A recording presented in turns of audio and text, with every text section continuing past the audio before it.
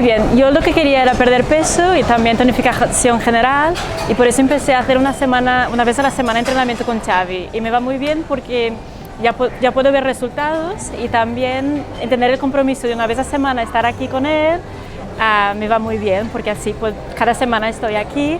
y me pone deberes y todo y lo mejor es que lo pasamos muy bien, así que estoy muy contenta y lo recomiendo. Bueno, llevamos con Angélica trabajando 4 meses aproximadamente desde antes del verano.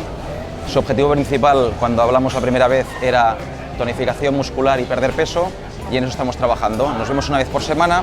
entrenamos fuerte y duro, hacemos un trabajo funcional variando muchos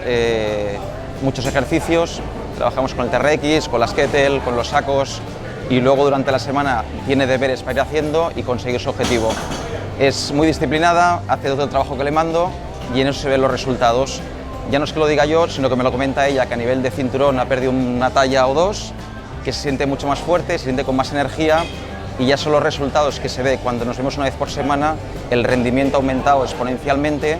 y se nota el trabajo que está realizando. Yo estoy súper agradecido porque además como persona es excelente, es agradable y luego aparte siempre está sonriendo y la verdad es que es mucho de agradecer.